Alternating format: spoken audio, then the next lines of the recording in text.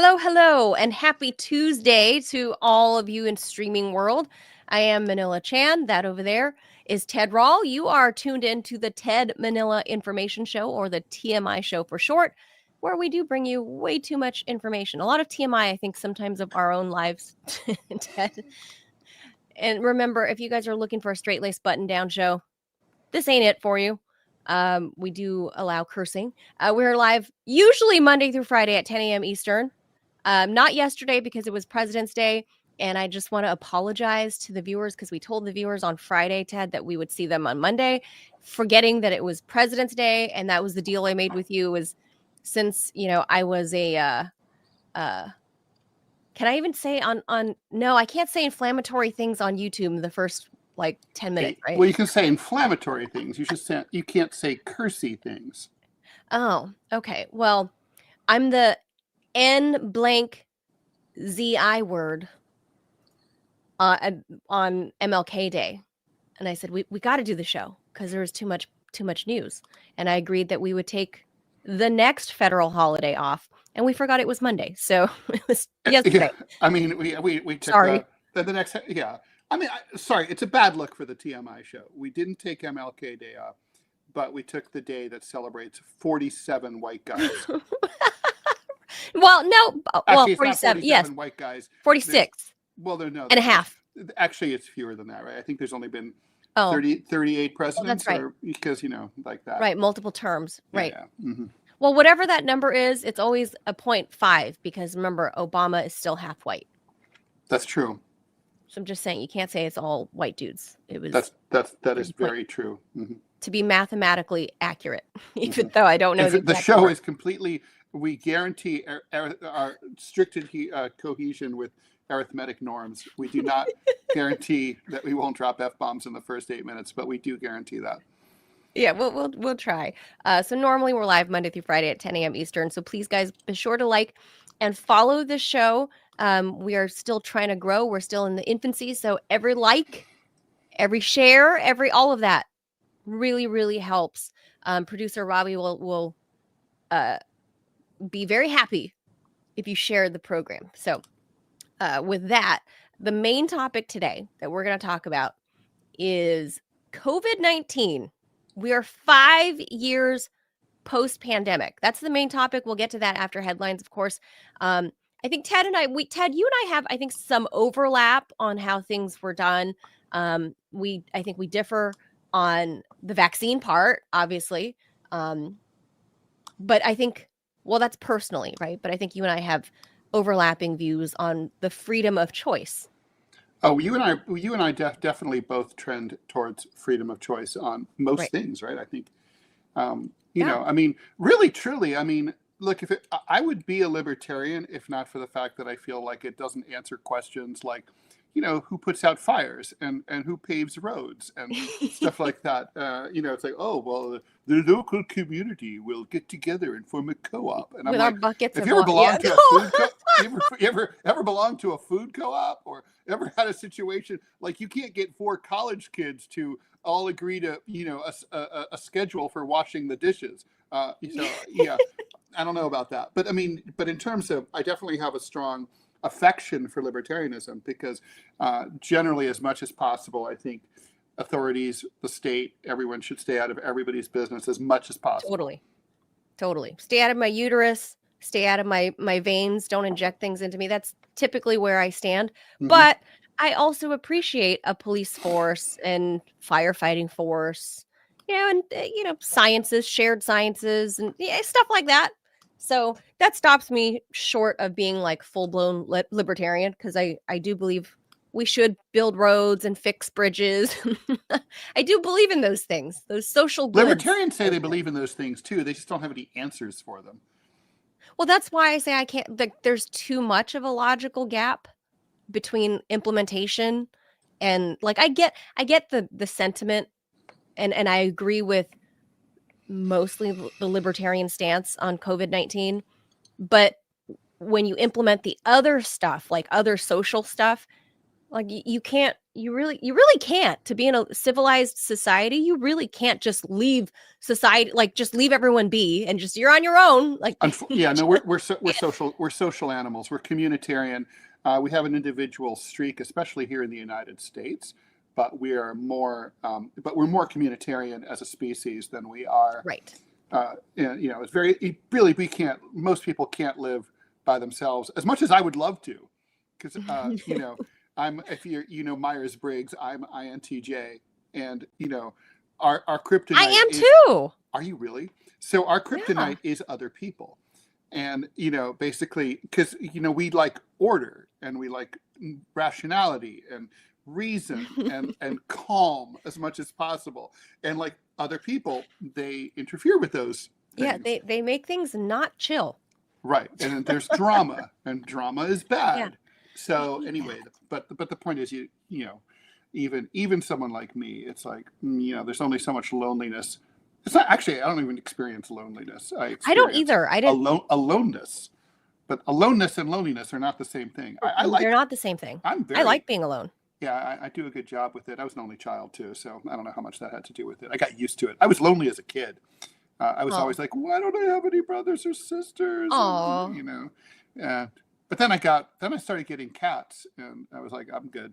Oh, then you discovered animals. Well, I was an only child for 7 years, and then my brother came along and ruined the whole thing. Because I used to get everything. Try to smother him with a pillow. You would think so, with how much I dropped him on his head, and like, oops, tipping over the radio flyer wagon. I dropped him again. Oh, I'm sorry. That's kind of how it worked. I think I was sorry, but I think I just was reckless. That's all. As a much older sister. But I will say. Let's say reckless. We'll just go with it. I think I was sorry. Ted, it was a long time ago. He's perfectly fine now. I am sure you were very sorry. He's totally fine now. He's sure. Yeah. 38 and totally drooling. Normal. My brother. Anyway, the dumber he gets, the higher he can go up in our society. That's right. He could fail up. Yeah, totally. Like, drop him on his head a few more times, soon he'll be a billionaire. I'm kidding, brother. I'm kidding. I love you, and I love your family, and I'm sorry I dropped you on your head. Don't hurt me. I live far away from you. Bye. These are truths, by the way. I really did. I really did drop him on his head multiple times because I was 7 when he was born. I was 7, Ted, and as a girl, you're like, oh, I want to pick up the baby, and whoops. Oh God, it's funny. I mean. Yeah, I guess this is the advantage of having a kid when you're 40, as I did. I didn't, right, I didn't drop my kid. So. I had the one test of truth. They say like, you really find out what someone's made of in a foxhole, or at least you find out what a guy is made of in a foxhole. And I think that's true, having been in, a proverbial foxhole in Afghanistan. But it's also true, you find out who you are as a parent. And like, for me, the biggest test was one time I was carrying the baby down the stairs, and I slipped, and it was kind of like I could brace my fall and let go of the baby, and it was like all in the tenth of a second. It, or you just go down the stairs, bang, bang, bang. Each bang like was a new broken rib. I broke like 6, 4. A lot. You shield the baby at all costs. And it was just then when I got to the bottom of the stairs, I'm like, I put him down gently on the floor, and I was like, oh man, and it hurt so much. And nowadays there's really nothing they don't do anything if you break your ribs. Basically, it's like they reattach. What are they supposed to do? Well, in the old days, they used to wrap you. Really? To keep your whole like torso still. Like basically, like almost like a paper mache kind, but maybe not. It's just like hard wrapping, and it turns out that's bad. It causes pneumonia. Your lungs can't expand enough and stuff. So you just live with it. I know a thing or two about pneumonia now, Ted. It's not good. And so it's broken ribs. As producer Robbie's saying, 8 bandages usually. And basically, but they don't. And they might do that in certain circumstances, but I think they x-ray you, and if it's like a normal thing, they float around in there like, woo, and then they reattach.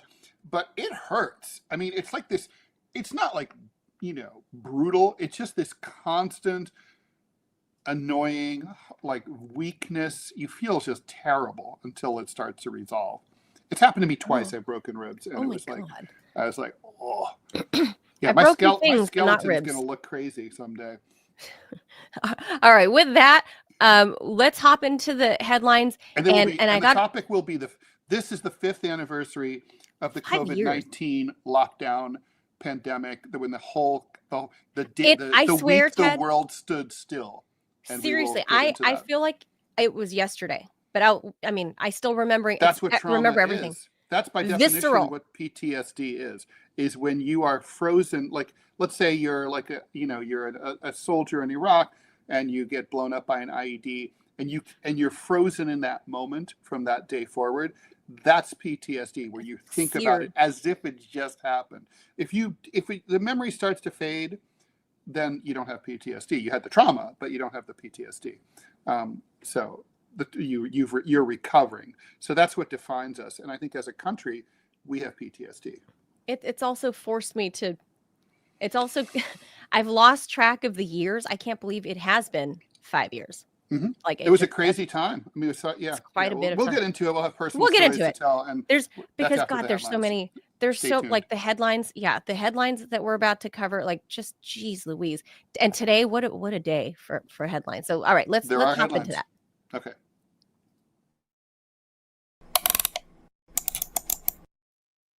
Bear with me. We have some breaking news, but also we only have 4 stories up, but that's okay. We can talk about those. That's fine. All right, here we go. The U.S. and Russia talks in Saudi Arabia in Riyadh to discuss a peace agreement between Russia and Ukraine. Came to an end yesterday after 4.5 hours of discussion. As these things go, that's a long time. The meeting on Tuesday was the first face-to-face between Russia and the United States since the war began.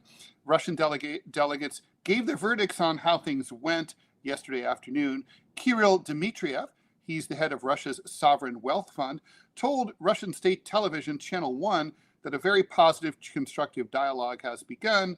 Putin's aide Yuri Ushakov said things were not bad. So Russian, not bad. Which, by the way, that's like high praise. Russia. It is. It really is. In Russia, yeah, someone says it is not bad. Like, how did your date go? Not bad. It means Not bad. You're probably going to get married. Russia's foreign minister really good. Sergey began talks with U.S. Secretary of State Marco Rubio yesterday morning. Neither Ukraine nor any European countries were invited. I have to say it's bad luck that Ukraine was not invited. As you know, I'm no lackey of Zelensky or Ukraine, but they ought to have been invited. But I don't see why. Now this is the big boy dinner. I don't see why the Europeans need to be there. But Ukraine can come later. Yeah, I guess. Zelensky, the Ukrainian president, says Ukrainian President Volodymyr Zelensky says that Ukraine won't recognize any agreements reached from talks that it's not involved in, although I don't think there's going to be an agreement coming out of yesterday's talk. This was initial. EU leaders have also criticized their non-involvement. Whatever. The Kremlin said yesterday that Putin is prepared to speak to Zelensky if necessary. European leaders, the European Union leaders met for more than 3 hours at the Élysée Palace in Paris on Monday in order to scramble for a strategy in response to Trump's push for a deal with the Russian president and fears that the U.S. will reduce its defense commitments in the continent. A security guarantee from the U.S. is the only backstop that would deter Russia from attacking Ukraine again. That, according to Keir Starmer, after crisis talks with European leaders in Paris. I don't know about you, Manila. I think the Europeans just need to STFU here. This is like they were always the plus ones here anyway. This was always a U.S. war against Russia, U.S. proxy war. That's what this was. And the Biden administration got the Euros involved, and now they think that like they're equal partners. Like, nuh-uh, this isn't World War II. Like, you're not equal partners. It's like you guys are just subservient here. You never should have done this in the first place. I think personally, it's great. This is honestly great news. I mean, this war has dragged on for too long. The outcome was clear from the very beginning.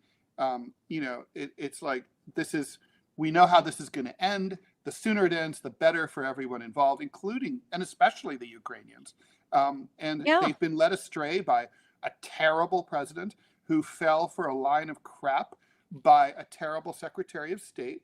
And You think he fell for it, Ted? I think he was just in on it. okay, that's fair. I'm trying to be charitable, but you're right. Oh, yeah, And too charitable there. yeah, no, it's a grift. And he got his $500 million to $1 billion, and he's a happy man. So like, whatever, it's over now. It's like the show's over. I mean, I got a comment the couple days ago from a listener who said like, oh, you said on the air that like the French and other people aren't worried about Russia, and she said, I'm in France, and you should hear the propaganda where like they've riled up the French to think that like Putin's coming to invade Paris, right? And it's like, yeah. Okay, woo, like yeah, that's true in for this. That's true in the Nordic countries. That's true in the Nordic countries. That's what they. Why do you think Finland and Sweden joined? Right. NATO, right? Is because there's been all that talk, and I remember covering this on Modus Operandi, my old show, about how for the last 3 years, in places like Denmark, for example, where Mark Rutte was the prime minister, and he's now the what is it? NATO. Yeah, Mark Rutte is now the NATO boss, and Ursula von der Leyen moved to the EU Commission chair or president or whatever. But it's all musical chairs with those people, right? But over in Denmark, they were having some places were starting like nuclear drills again. They were telling people to hoard food supplies, medicines. I mean, literally saying the Russians are freaking coming. That's what they were like. There's TV commercials, absurd. Magazines. It's like with Finland. That. Finland knows from their own experience, if Russia wants to invade them, they can come anytime. They can come and go. You have an 800-mile border. Like they can just roll. They've been there before. The Russians visited. Right. They came, but not in 100 years. It's been 100 years since anything between Russia and Finland have ever been bad, right? Like literally in the past 100 years. Well, the Finns have had nothing to worry about. Right. And ethnically, there's a camaraderie there, right? Because, or there should be, there's a connection, right? Because Russia comes from the word Ru, right? From the Ru River. And the people from the Ru River are ethnic Finns. So like Russians and Finns are basically the same people. The Finns migrated down the Ru River into what became, Russia. And the civilization sort of started in what is today Kiev or Kiev, depending on your point of view, and then spread east. And so, like, I mean, these ties are very, they're very close. And like the U.S., I mean, Russia's not. I mean, it's so funny the whole idea that like Russia is all invadey. Like, okay, Russia doesn't need land. It's the one thing they don't care about. Like, look at a map. They don't. What they care about is security. And the way they maintain that security is they have friendly states around them. That's what they try to do. It's like, we don't need to be, they want to rent. They don't want to own. It's like, they want to have like buffer states all around them. Like, you're just not going to mess with us and we're cool. And that's it. That's what and Ukraine messed that up. Ukraine's like, we can do anything we want. It's like, we're independent now. It's like, I'm a grown up. Shut up, Dad. I'm 18. Yeah, I remember. It's like when my kid was 14, I could do whatever I want. I could live on my own. I'm like, really? With what money? Like, like not really. Like, good luck with that. No, dude. I don't think you can. I don't think so. It's kind of like you can live on your own. Like you little Yukis. You can do. You can do your own thing. You can like have your own little language and your own little culture, and and even like again, you can have your little Nazi party if you enjoy it. But like, I mean, but you can't invite like our worst enemies over, and let them stay with you right next to our apartment. Like, no, that's not gonna happen. No, that's not going to work. I mean, that's a lesson should have been learned in like 2008. Georgia, the country, right? Like that. Just They flirted with disaster in 2008, right? And it wasn't this bad because the Georgians aren't this either foolish, Dumb, foolhardy, selfish, pig-headed, or greedy. corrupted. The leader then, right? Like, so I think this is all a positive Ukraine's step. biggest problem is I always wondered, like, if anybody over there owned a map, because it's like look at who's right next door, and look at where your new buddies, the U.S., come in. You know, it's like the U.S. was like basically like the cheap mistress, like hey, like no, come with me, baby, it's gonna be great. It's like, don't worry about the old battle axe, like, next door. Like, don't ignore them. Like, come with me. Got you. Like, yeah, come pulling over. It was just always bad news from the start. And I think people like you and I, Ted, from the beginning of this in 2022, we were the spoilers saying that there is only one way this is going to end. And we knew it. And the metrics were so writing's dumb. on the wall. The metrics were so dumb. Like, Russia wanted to invade all of it, and they didn't get to right away. And also, look at all the people that got killed. It's like, study history. A million Russians, Ted. Haven't you heard? A million Russians have died. Russia is able to, Russia has a big army. They're able to sustain some losses. Okay. Well, look at World War II. You've heard some of those the propaganda, right? Like, a million Russian soldiers have died. I was like, wait a minute. That's not true. And even if it were true, it wouldn't make a difference. It can't be true because that's how many they have active in military service right now. 1 million. So you're saying you depleted their entire active military roster. Like, you just. But even if you did, they'd retrain, rinse, lather, repeat. Right. It's 6 times bigger than Ukraine. Sorry. And then let me, Ted, one more thing before we move to the next topic is this weekend, I don't know if you saw, but Keir Starmer, the current, and I underscore current Prime Minister of England, because, they go through them like every couple of months, I think, like every quarter. I think they cycle through them. He lasted longer than the cabbage. He did. And Liz Truss, by the way, is like doing media rounds for some reason now. I don't know why. How is that but anyway, not surprising? I don't even understand why. She's so unimpressive. But anyway, Keir Starmer this weekend. Cute. That's all. No, she's not, Ted. What do you mean? No. I'm looking her up again. I forgot. Liz Truss is not cute. No, she's not. Oh, yeah, she's kind of cute. No. Yeah, I don't 49 years old. But anyway, she's 49. Yeah. Mm-hmm. Oh, boy. I mean, she does have chipmunk cheeks. A couple years older than me. Well, at any rate, Keir Starmer. She has a nice head of hair. That's if I'm going to say something nice about her. But Keir Starmer this weekend opened his big fat mouth and said that he is prepared to send British troops on the ground to Ukraine as, quote, peacekeepers. And to me, that is a fucking recipe for World War III, because this asshole wants to commit British lives to Ukraine so that way we can suddenly enact Article 3 or Article 5 when inevitably, one of these peacekeepers in a false flag gets killed. And now it's Article 5, Three Musketeers policy, all for one for all. And he's like, I've taken serious thought and consideration, blah, blah, blah. Really? You're going to send peace? You're ready to send them there? You're ready to deploy them in order to obstruct peace talks?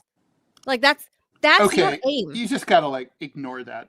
It's absurd. Okay, none of that's gonna happen. Crazy that he would say that. You don't be like a Democrat. You know how Democrats overreact to every little thing Trump says, and it's like, oh, Greenland's gonna be renamed Red, White, and Blue Land. How outrageous! No, it's not, and no, we're not taking Greenland. And this, and Keir Starmer is not sending English troops to Ukraine. That's not none of that's happening. And then Zelensky says it's ridiculous. It's not. Then Zelensky is glomming on to what Emmanuel Macron said 4 years ago about floating the idea of creating a purely European version of NATO, where it's just their own defense. You already have a European version of NATO. It's called NATO. yeah, but meaning barring the U.S. If the U.S. were not in it, it would still be NATO. It was right. That's why the I mean, U.S. can get it's out of like you NATO, and then have it could that. be European. So Zelensky is now glomming onto that and saying, Yeah, okay, Emmanuel, you I recommended love this 3-4 Zelensky's. years ago. Let's do it. Zelensky's running around giving like recommendations like that. You guys should do this. And it's like, yeah, you're such a brilliant military strategist.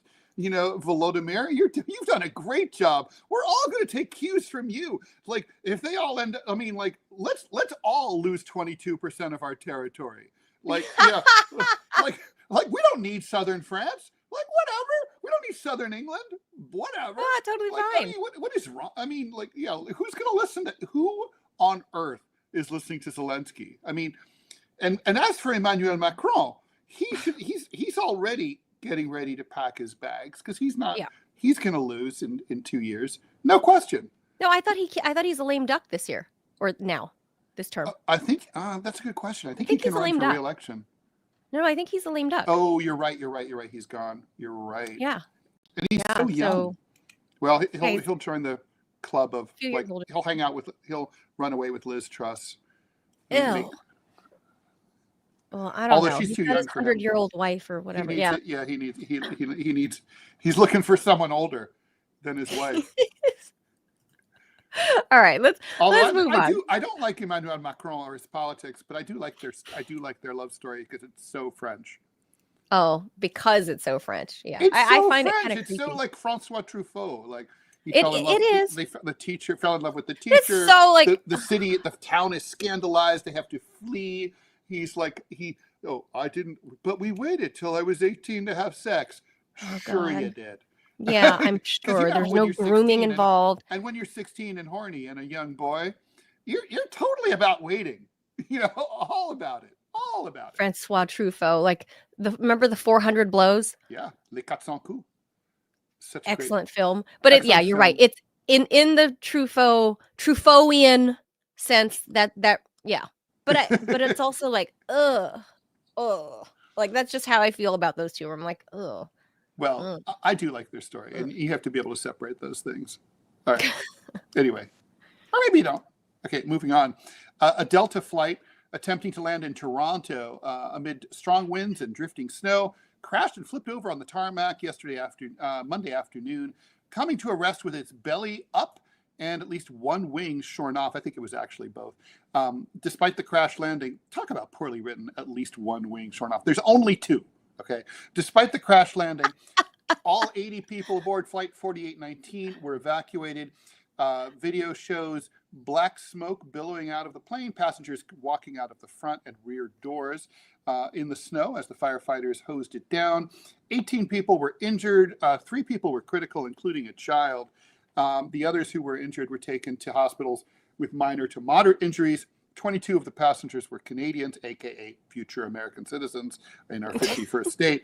Investigation is underway. The Transportation Safety Board of Canada will lead the investigation. The National Transportation Safety Board said it will also send American investigators to help out. There were strong winds coming out of the west at about 29 miles an hour with gusts of up to 38 at the time of the crash. That, according to the weather service there. It was a reported drifting snow in Toronto, which, like much of Toronto, was hit with 2 snowstorms in the past 2 days. I got to say, I saw that video, Manila, and my takeaway, and I would love to have Jamie come on and talk about this latest incident. But what struck me was there was a lot of snow on the landing strip and on the tarmac. And I'm just surprised that they even tried, that the airport was open for landing. Well, did they not? Don't they clear runways when you get snow? But if the snow's coming down too fast, then I mean, it must have just been very bad conditions. I mean, I could see a circumstance under which the plane could be how does it land somewhere else? I watched the video of it landing, but then between the snow, the blizzard conditions, can't really the almost see. white out, you can't really see how does it flip? How does it flip over? Well, I don't know. I'm purely speculating, but I imagine that that one of the wings, when you land and the wings are pretty close to the ground, and I could imagine and sometimes there's that tip thing. So I could imagine a wind gust tips you to one side, the wind, the one of the wings catches or it Like strikes the it ground, snaps over, and then it starts boom, boom, boom, boom, boom, boom. because it snaps and then And apparently that was, you're on their it was interesting. This was an top. unusual circumstance where the wings snapped off, and that allegedly is what saved these people's lives, because the fuel is mostly in the wings, right? So when there's an explosion, it has Is it really? well, think about it logically, because that's where the engines are. So, Oh, that's so true. yeah. So if you lose the wings, there's not really anything. There's no fuel to blow up. So, not to mention it was cold. But I mean, I think that's probably. So I'm wondering, you know how school buses are designed to fall apart in a certain way, like like if they crash, they're sort of built to sort of slowly Like a decompile, and like well, in a there's crash. certain SUVs, like for example, like the GMC Yukon, and I know this because I work for GMC. There are certain crumple zones where it's meant to take the most impact, Right. and where it's meant to come apart for the jaws of life. Like for things like where you're most likely to get extracted, stuff like that. So I would imagine this similar technology is on these planes, and I guess so. On the screen here is the type of jet that it was, a Bombardier CRJ 900 regional jet. So it didn't have the engines, I guess, It's a on the mid-sized wing. plane. Yeah, it's not a full So it's a size smaller. like an I don't know what Airbus. to say. I've never landed in heavy snow, so I don't tend to go to cold places. Now I live in one because we're getting another snowstorm tomorrow. But Yeah, so I don't really know. I don't know what it's like to land in like a blizzard condition, and that if you're even supposed to. I literally have no experience in this. But I will say one thing, Ted. This has made me reconsider how I unbuckle my seatbelt.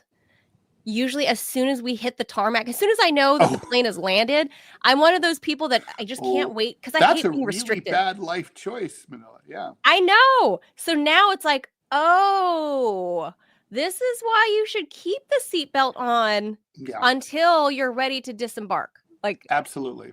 No oh, question. because the people were hanging upside down, is what the reports say. Like bats, right? They were literally suspended by their seatbelts, which is crazy, and which is why everybody on board survived. Right. Because nobody like got thrown around because they were. Well, it looks like the buckled plane in. rolled. So it's crazy. like it's sort of like when it's like when you're in a car accident, you're better off in a rolling car accident than you are in a direct impact. So because the energy is dissipated over a distance, it's physics. If you roll your car and the car rolls, 500 feet, and I know this from experience because it's happened to me. It's upsetting and it's terrifying, but the energy dissipates over a distance, right? You go from say 70 miles an hour to 0 miles an hour over 500 feet, as opposed to hitting a tree, and you go from 70 miles an hour to 0 miles an hour in 6 inches. Okay, and so basically that's like it's all the difference in the world, and so you definitely I can see that. That's why. That's okay. I can see that. Like we saw like the Korean jet. Remember, it crashed into a brick wall and they all died. Right, and I think, and it didn't even like in that case, it wasn't even it was more of a glancing blow, right? It wasn't even like the wall wasn't that high, but it was enough. Cinder block wall. It was enough to fuck up the plane. Yeah.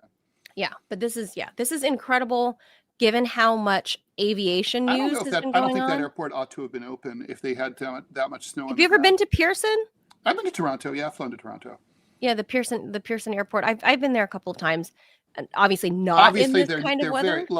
They're familiar with it's Toronto. They get snow and they have a lake effect and they're used to it. It's like Buffalo. It sounds like it was just coming down very fast at the time. Probably the flight should have been redirected somewhere else. Is what I'm thinking. Yeah, I don't have much to contribute to that story because I just don't have the experience and wherewithal to talk about weather conditions and flying. Like I only fly to warm and sunny places, Ted. Well, that's always a good idea. I've landed in some pretty treacherous circumstances, and I've taken off in very heavy snow, but never. Oh, I've not. Well, and been in kind of a plane crash in snow, ice and snow, in Paris, but that's a whole story. Oh. Yeah, the plane got a few hundred feet off the ground. The air direction shifted instantly, and the engines cut out and stalled, and we went off. We came back down off the runway into off into the mud, heading toward the trees, and we had to evacuate using the slides and the whole night. I've never done the slides. I got to open the door. Because you asked for the seat by the door because you're tall. No, I was one row behind with my mother, and so the plane comes to a stop, and my mom looks at me with this imbecilic expression, and she goes, crosses her hands, and she goes, "I am ready to die." And I go, it's so French. And I go, exactly, so French. And it's like, je suis prêt à mourir. And I'm like, good for you. Get the fuck out of my I'm not. Yeah, good for you. So she's like, huh. And then so she gets up in her Gaelic way. It's so French. And then I get to, and there's. And then she lit a cigarette and huffed and puffed at you. With a beret.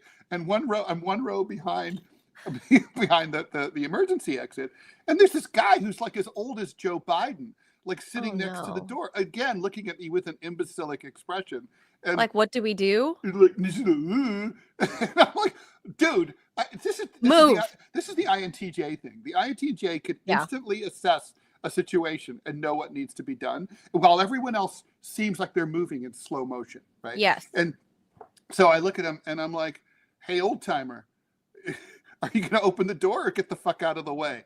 And he's like, I'm like, get out of the fucking way. Okay, move. Then I did open the door, and it's heavy. That is a heavy door. Oh. And you have to. Oh, I guess. Well, the old man shouldn't have been there. You pull it into the plane, and then you throw it out the door. I don't know how much it weighed. It felt like it probably weighed like 120 pounds or so. And it was like, I couldn't believe how heavy it is. After I did that, now whenever I'm asked like, oh, are you ready to do everything for the evacuation? I'm always thinking to myself, yeah, I know how to do this. But it's like, I don't think really there's too many, I get angry when I see like little tiny, like pocket people. Like me? Like you. I think you're probably strong enough to do it. You're strong. Well. But I don't think, like you see like a little like Liz Truss type person sitting by a frail, like little bird girl can't do this. Like, it's like we're gonna die. So, but nothing happened. That's why they ask. Yeah, that's why they ask. Now I can't do that because after the Alaska Airlines flight that had the door sucked off, like I am never gonna sit near those doors again. Well, it's one thing that wasn't. They weren't by the emergency exit. That door plug was a plug. It wasn't the door. That was just a normal. That was a place where door could have gone. And so what? I don't remember that. I thought it was an actual emergency door that got the sucked door out. Plug is just a door, and so anyway, it was just sort of. Well, either way, I don't want to be near a fake door or a real door when I have a little one on board, who I do keep buckled up, and I am flying in a couple of weeks. This does not make me feel very safe. Yeah. There's no way to avoid the door plug. It's not even on the map it's not even on the seat map. We better get going. We have more to do here, and we have a major New York City mayor death watch going on here. New York Governor Kathy Hochul signaled late last night that she may now consider using her authority to remove New York City's mayor Eric Adams. Hochul acknowledged that ousting Adams, a fellow Democrat, would be a serious step, which is something no New York governor has ever done. Only in New York City, only the governor of New York State can remove the mayor. Said that alleged conduct at City Hall that has been reported over the past 2 weeks is troubling and cannot be ignored. Hochul said she plans to meet with key leaders in Manhattan today, where I am, before issuing that decision. The development comes after controversy surrounding Adams deepened on Monday as 4 of his top aides and deputy mayors announced that they're leaving. The departures were triggered by the DOJ's controversial decision to drop corruption charges against Adams in exchange for Adams, and this is a quote, agreement to collaborate with the Trump administration on mass deportations from New York City. Critics say that the DOJ shelved its criminal corruption and bribery case as a quid pro quo, and the critics are correct. I mean, there's emails that say that between the attorneys and the DOJ. There's no question about it. Adams has faced growing calls from New York Democrats to get out of office.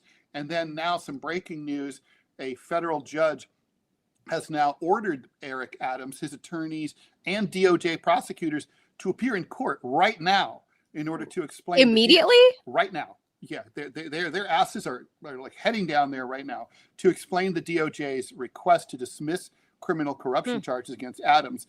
U.S. District Judge Dale Ho's emergency order suggests that he will not rubber stamp the highly unusual dismissal request, which has sparked concerns that the DOJ struck a deal with Adams, blah, blah, blah.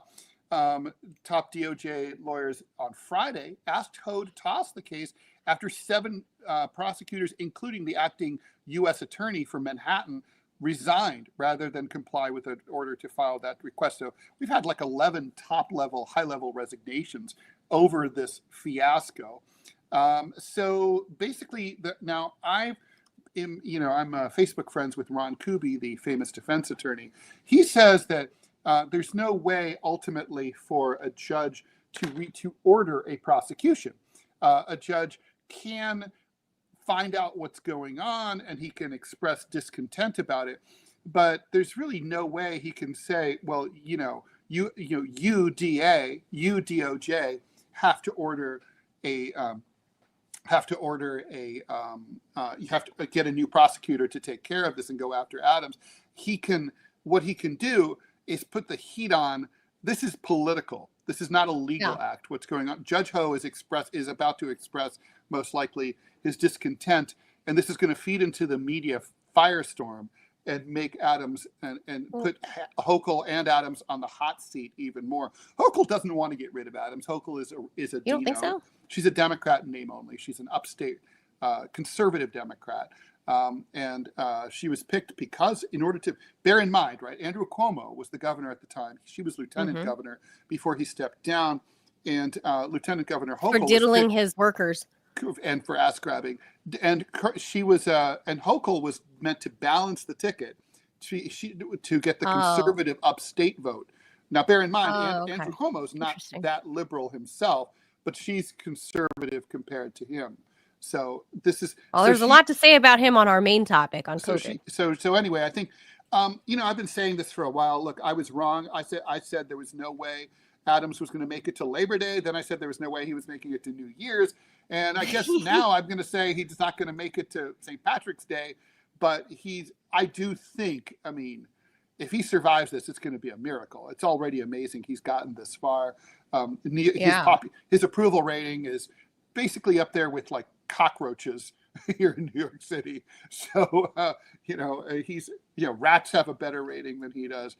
He's at like 12% or something. Wow. It's a catastrophe. The primary is coming in June, and no doubt what's going through the governor's mind is maybe just let the people decide. Let them decide in June. He'll get primaried out. That'll be that. Andrew Cuomo will be the nominee, and then we don't have to worry about that. But I view her as somebody. Things are moving fast. 4 months is an eternity right now. Yeah. I view Kathy Hochul as somebody that would flex her power just because. Just because. I don't think that's true. She wants Adams to remain in place. I don't think that's right at all. I don't know. I'm not following it very closely, but she rubs me as the type of woman. In New York City, sanctuary law is a very popular law here in New York City. It's bipartisan. Bloomberg and Giuliani both supported it as Republicans. What? Well, it's New York City. We have the Statue of Liberty here. We like immigrants. We even in all of Giuliani? this. Giuliani did ads on television talking about how much he loved the sanctuary city law and said we will never when he was mayor, we will never cooperate with ICE. We will never deport people. They're New Yorkers just like us. We all came from immigrants, blah, blah, blah. Now, he would probably say something different now, but I don't think he would, actually. I think he's just, if you notice, he doesn't talk about immigrants. He's just, no, I've never. Yeah, I've never heard him. Yeah, I've never heard him say that. Okay, let's roll along. Keep rolling. Keep rolling. So yeah, I'm going to probably don't trust my opinion on this because I've been wrong every step of the way here, but I think he's toast. And finally, China has accused the U.S. of a serious regression in its policy about Taiwan after the U.S. State Department got rid of language about not supporting Taiwanese independence from a website about relations with Taiwan. The status of Taiwan is considered the most sensitive issue between the U.S. and China, and it could escalate a burgeoning trade war between Trump's tariff regime into full-blown diplomatic fallout. China says Taiwan is its own territory and periodically threatens to invade if Taiwan were ever to declare formal independence, which has not yet happened. It has pushed the U.S. to reduce support for the Taiwanese president Lai Ching-te, whom Beijing calls a dangerous separatist. Lai, however, has promised to maintain the status quo and not change anything, and says that it's Beijing that's creating instability. China reacted angrily to that new wording that appeared on the website. The phrase, "we do not support Taiwan independence," did not appear in the revised text published on the department website last week. The U.S. officially acknowledges Beijing's claim over Taiwan, but does not endorse it. The document also said for the first time that Beijing and Taipei's differences must be resolved peacefully and without coercion, a likely reference to China's use of economic and military pressure to force Taipei to submit. Like sometimes every now and then, the Chinese will bring their warships and their planes a little too close to Taiwan, or they'll shell. There's some disputed islands between Taiwan and China that are technically islands that are part of Taiwan, and the Chinese will shell it like, oopsies, like just reminding you, it's our. Well, now they do training there. Your little sometimes. Friends across. Yeah. My father-in-law, my late father-in-law, the Spratly there, Islands, as in the Spratly Islands, when he was a Taiwanese conscript. So. Oh, that's right. I forgot that's where her family was from. Well, look, this to me, it's wording at the State Department. I do think that is symbolic. I mean, I get why the Chinese would be mad. It would almost be like if you are putting it out in public, like, you know how they say if you're a couple and if you're not a couple until you're Instagram or Facebook official, right? That's kind of how this is, right? It's a digital like, well, are we friends or are we not friends? Because you're not calling me bestie anymore. Right. You're just referring to me by my name on your social media now. So I think it's kind of trivial in that sense, because we know that, well, Trump is trying to make nice with Putin to end the war and to separate Russia from China. So I think there is a little credence to their, why they're peeved. A little bit. Yeah, this isn't some web developer, like, just forgetting to put that in. This is not, U.S. relations between the U.S. and, Nepal. This is something that they're very careful about. And, it's high level stuff. So obviously this is a little bit of a slight diplomatic rhetorical shot across China's bow. Yeah, I would say it's a little trivial on the trivial side, but it is still a row, right? And the Chinese are treating it accordingly. They're like, we see what you did there. We don't like it. Right. They're not going to go to war over it or anything, no. But it's like, it's kind of like, stop. We know what you're doing. Stop. Yeah, like, you are like so annoying. That's basically what they're saying, and they're like, look, we don't have to be Facebook official couple, right? But that stop right there. Like, we haven't broken up entirely. That's basically what they're saying. So, right. All right, no, with that, yeah, and we know that where Trump's heart is that denuclearization and normalization, demilitarizing China, Russia, and the U.S. That's where his heart is. That's what he wants to do. He wants to I think cut the military budgets and stop the Cold War that we have going on. Can now. you imagine? And, I think it's his legacy thing that he's looking at this point already. Yeah. Ironically, it's only people like you and I the Trump library who are going to appreciate it.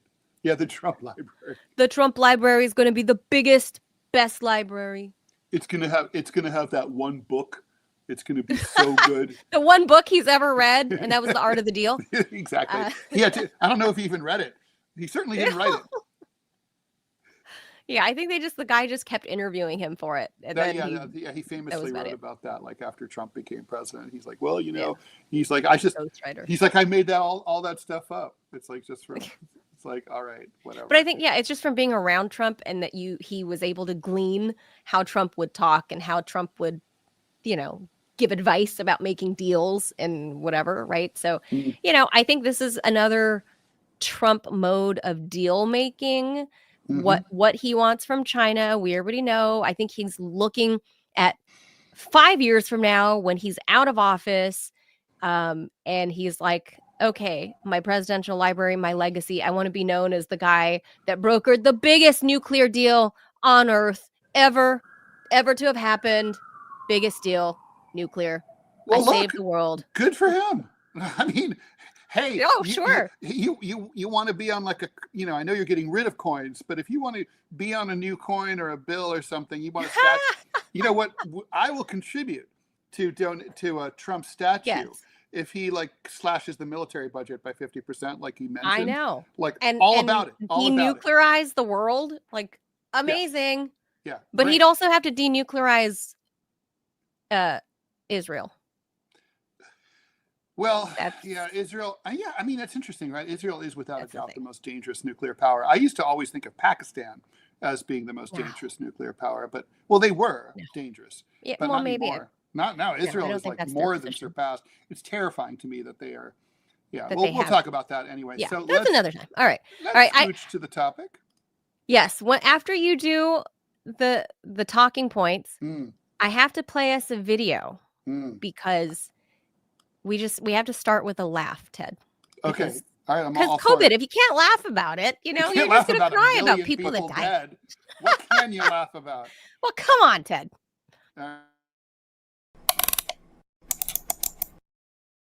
All right, it's been 5 years. Since 5 years ago this week, the United States entered an unprecedented national lockdown. The COVID-19 pandemic prompted the government, businesses, and educational institutions to shut down. Streets of major cities like New York City and Washington, D.C. turned into ghost towns, confused, traumatized, and terrified of a fatal respiratory virus whose means of transmission was not clearly understood until later. Remember how people were, they were leaving their groceries by the sun for a day before they would unpack them? Americans hid in their homes while over 1 million of their fellow citizens died, many of them alone in terrible agony and being poorly treated, right? They were using these respirators that only made things worse. The novel coronavirus struck as the United States was experiencing 3 major societal trends: a growing divide between left and right, decreasing trust in institutions, and a splintering of the information environment. Today, according to the Pew Research Center, 3/4 of Americans say the pandemic took a toll on their own lives. 27% say they remain traumatized. What are the longstanding implications? Things like long COVID. Have we learned anything? What would we do different? Let's talk about it. Everything. It's like, let me just summarize. I think everything was done wrong. And I was on air at the time, this whole time that during the COVID stuff, I had to go into DC, and Ted, you live in the city in New York. So you saw what the city looked like. It was ghost town. Same thing with downtown DC. It was insane. I could literally have just stood out in the middle of 14th Street, which is the main drag in Washington, D.C. that goes in and out of from Virginia. It crosses the Potomac, right, from the bridge into downtown D.C. If you want to get to the White House, that's how you get there. And I could stand there and I did for several minutes before even one car would pass by. It was insane. And then because I had to go to work because, I was essential as an essential worker, I was like, wow, there's no place for me to get a cup of coffee. There's no place for me to get a bite to eat. Like I surveyed the lay of the land, and I was like, there weren't takeout places? Places with, New York did a pretty good job with takeout. You guys did that? We always do a good job. This is early on. Everything was shut down in DC. I'm saying in DC, everything was shut down. DC's a sleepier town anyway. Yeah, so we go to bed by 10 o'clock in DC. There's no New York is 9. Mayor Adams was barely going out at 10:30, right, to go to the club. So yeah, he's barely leaving. He's just ending his disco nap by that point. Yeah. He's barely walking out the door at 10:30, while DC is like fast asleep by 10 p.m. So when the pandemic hit and Mayor Bowser issued, I mean, she was equally as bad as Governor Newsom in California, because I considered, like, should I go back home and be with my family, like take my whole family, my immediate nuclear family here and fly them back to California and we just be there, because who knows? I mean, we thought it was the apocalypse, right? I was like, we just need to go be with our whole family together. We're going to be locked down. We'll just be together. And then Gavin Newsom was doing some even more outrageous shit than Mayor Bowser. Newsom closed down the beaches. He closed down, like, literally there were no outdoor spaces that you were allowed to be at. You were getting picked up by beach police, literally, for fucking surfing. Gavin Newsom was an absolute tyrant. It was absolute tyranny. He was like mask mandating people to wear masks outside. You couldn't be outside at certain places. This was absolutely insane. He took sand and filled up the skate parks because the kids, after a few weeks, had nothing to do. They were like, let's go skateboarding at these skate parks. But instead, Governor Newsom filled up the damn, all the ramps and stuff, he filled sand up in all of those skate ramps and skate parks, so kids couldn't do anything. He literally locked everybody inside their houses. It was awful. So for me, there was no place for an escape. I was either stuck here in DC, or if I go to California, I'd be literally trapped in my family's house. So we just didn't go anywhere. We stayed here, and I watched society come apart at the seams, like, firsthand experience, like you couldn't get an interview with anybody, there was not a soul on the street for me to get a soundbite from. It was just an insane time here. And even if I was seen walking around the city in downtown DC, Ted, I had to carry papers. Fucking papers that said I'm essential, from literally my employer letter. I had to carry it with my press badge to be like, no, I'm press, I'm essential. Here's my letter from the employer. Like, what kind of crazy, like, Nazi authoritarian lockdowns were happening on either coast? Like, this is absolutely insane. You created an entire class of people that have been conditioned to basically fear their government and fear their neighbor. And that's the part that I hated the most, because I've lost friends over the pandemic. And after a month or two where I realized, okay, I think we need to get back to normal. And this is long before the vaccines even came out, right? Just because the vaccines didn't become available really until the spring of 2021. Yeah, it took a year. Yeah. Although that's incredibly quickly. Yeah. But before we get too serious, I want to show you guys something I only saw today that we have to laugh about, because this came out like a year or two ago on SNL. And far be it from me, Ted, SNL, I don't usually find funny anymore. Like, I think it's 50 years old now, and I think it's golden days. It's always had a very low batting average, even from the very beginning. I recently watched the first few episodes, and I'm like, even the first one with George Carlin as the host, and it's like, it's George Carlin. Oh, wow. It's George Carlin. And Paul Simon's on the musical guest and all that. But even so, it's like, it's marginal. Batting, I think it's batting like 150 maybe. And then but it's all been downhill since then, no question. Oh, it's just gotten. I think it's like a Rolling Stones album after 1982. There's always one good thing worth watching, and that's it. Right. Like, I would say YouTube that shit. That's all. Just watch the one good YouTube thing. For me, the golden years of SNL were like the Tina Fey, Will Ferrell, that era, like in the 90s, like that portion, like Farley. I've seen some of them after the fact on YouTube, but I didn't. And after that, it's just not really there. But this one, I can't believe it was them that could make light of COVID.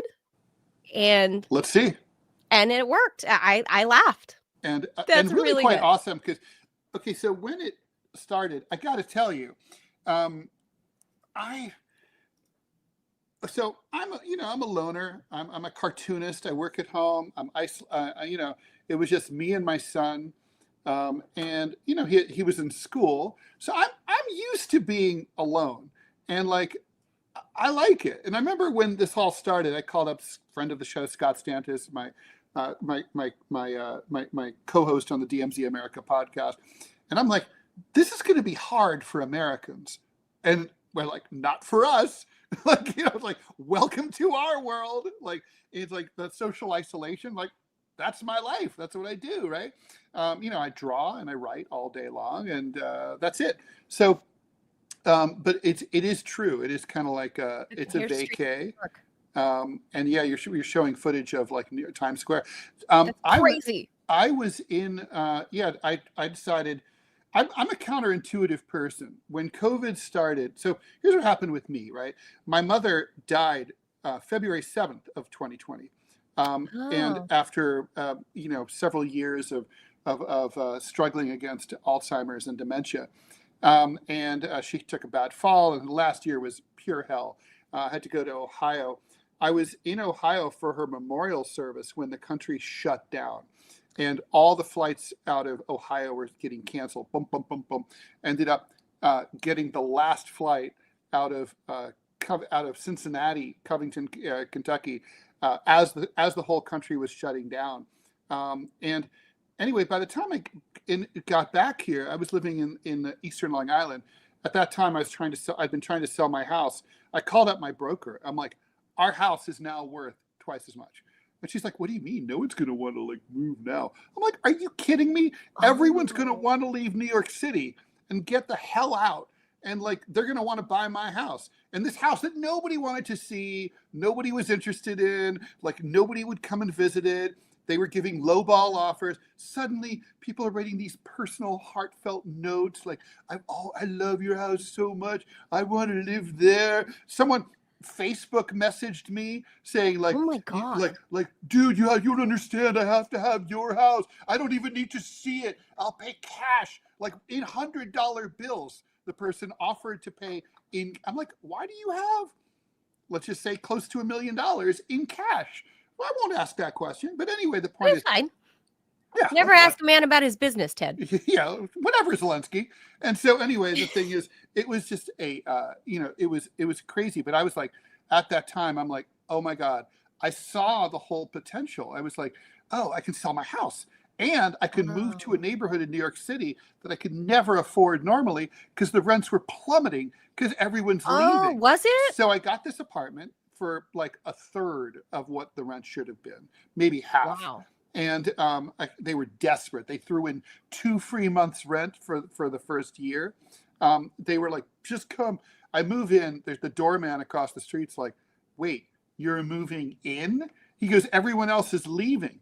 The population of the city dropped by nearly 1 million people. Wow. And like, and I was like, yeah, I'm moving in. It's like, and so it was awesome. You could parking, not a problem.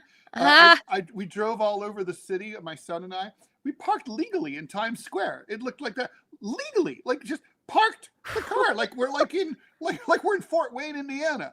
Like it was just, it was like insane. You just drove up and found parking. Yeah, and so unheard of. And obviously it was a dark period too. I mean, there was the fear of like not knowing. People were paranoid. I remember even when I was still living out in the Hamptons, I went running and I'd see people like in the forest running with a mask on.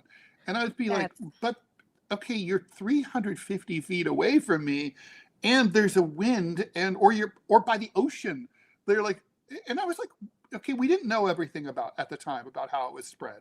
And there had been, but still, it was like, right. If it's that contagious, we're all going to die anyway. Right. So, I was kind of like, I'm just not going to live that way. And I have asthma.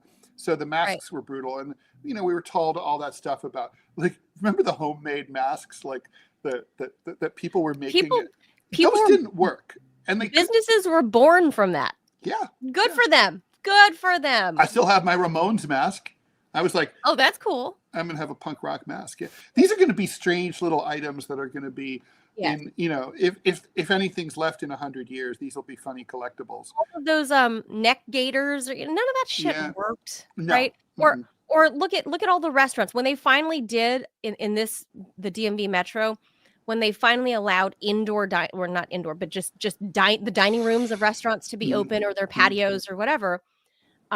Remember how when the hostess would go seat you, you had to wear your mask, and then you were advised that you can take it off after you sat down at your table, because or you have to COVID stops there. or keep it on until you're eating.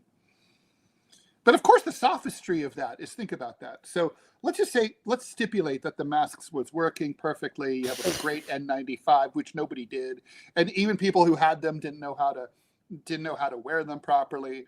Blah blah blah. But let's just stipulate, for the sake of argument, that everything By the way, I'm going to pop Robbie in about too. masks was 100% accurate. Like, okay, that makes no sense. If taking off your mask is dangerous, it's dangerous while you're eating. They shouldn't have let people into the restaurant to eat, right? They should have or had the restaurant open at all if it's that dangerous. I mean, the point is, this was, most of these protocols, and this is not saying anything controversial, were lifted out of the experience of the Spanish flu pandemic, like the 6 foot, the standing 6 feet apart thing. That just seemed like they arbitrary. made that up in 1918. Look at the 6 feet standing right there. Right, and they made that. Look remember, at that. there's still markers on some store floors here in New York. Yeah, no, they're plenty. Look at this. Like, look, I popped producer Robbie in here, by the way. He's up on the screen. Yeah. And he's worked in the medical industry, so he was around, that time, right, Robbie? You probably have a different, your view of what happened may be different than how Ted and I see it. I don't mean with the medical freedoms part, but you probably saw some things at the hospital that Ted and I did not see or would not want to see, I would imagine. But one of the big things what are your memories of it? Well, one of the big things at the hospital, for example, is that no visitors were allowed. Like, they shut down the main entrance to the hospital. Yes. And there were patients who were dying, and their loved ones were not allowed to come in and say goodbye. I mean, it was horrible. I mean, and didn't they also cancel a lot of other, like, non-COVID related procedures? Even people who needed, like, say, a mastectomy for breast cancer. It's like, sorry, you don't have COVID, so you got to wait. Well, especially the elective surgeries, right, were definitely canned. Yeah, there were. If you had a medical procedure that could be delayed, then it was going to be delayed. And here where I am, our ICU, the hospital I work at, only had 20 beds. Well, when this all happened, a lot of the snowbirds are still up here and stuff. People are kind of trapped. And so we have a little children's wing, and it was actually converted into a COVID ward, and they were full. Oh. And so, I mean, we had a daily tally about how many COVID patients that we had, how many of them were, then they had kind of color coded about the severity. And so, I mean, it was a ongoing thing. And, when the mandate come out to have, to get the jab, which is safe and effective, 100%. Absolutely. Very much safe and effective. I love the jab. Very much. I did not want to do it.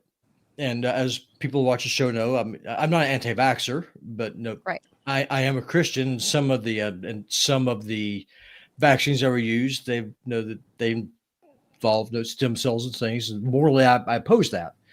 And so I requested a religious exemption. I was told, no, if you want to have a job, you will do this. Oh, that was the national norm. Horrible. I wrote a piece for the 100%. Wall Street Journal, a journalistic, not an opinion piece, for the Wall Street Journal, where I interviewed a lot of health workers, thousands of whom, that didn't interview thousands, but many thousands of whom lost their jobs because they refused to get vaccinated. And this was by this point, it was after the Omicron variant. It's believed that as of Omicron, it was understood at the time that the vaccine was safe and effective in reducing symptoms and making it more likely you would survive, or if you got it, it wouldn't be as bad. But it was definitely not asserted that it prevented spread. And so therefore, I mean, the only logical purpose of keeping health workers of punishing health workers for not having the vaccine would be to prevent spread. I mean, it's Yep. not nobody's business Right. whether whether Robbie gets I mean, I love Robbie. I don't want him to die of COVID, but it's not really. But if he suffers, That's yeah, not it's not germane to. That's on him. That's his Right. decision as an adult, right? Yeah, well, the So- thing is, I don't have the core mobility, and so the pushback that I had is that if the vaccine is effective, then why do I need to be stuck? Because if you're vaccinating all these other Right. people, if the other people are I not mean, if passing it then works, what's it to me? then why do I need to have this? Well, yeah, we Instead- never achieved anything close to crowd immunity, even though the percentage of the population apparently was well above that. Oh, Ted, it Right. was almost 2/3 of the U.S. population. I don't know what this looked like Although in you don't Europe. really know, you don't know the tipping point until you get there, right? Is the thing about Right. the crowd immunity. Well, yeah, the herd immunity argument, I mean, there's scientific basis behind that, and we're looking at the face of science right now at Anthony Right. Fauci. He is science, the embodiment, the personification He is of science. capital S drop shadow S science. Yes, But I mean- he is science, and This- all the proclamations that were made from any government By the way, official and then about all of this. there- Just speaking of bullshit. hospitals, Robbie, I mean, my brother-in-law is a nurse in the Pacific Northwest. They laid him off. And Ex-brother-in-law. a bunch of other people. Ex-brother-in-law. They laid. He got laid off. He got laid off because of COVID. Because they make most of their money from these elective procedures, and Yep. so the hospital was like going broke, ironically, while they're turning Oh. patients away. Yeah, and that happened a lot, and so, Oh, and interesting. you know, and that's And one there of the was a nurse things. shortage afterwards.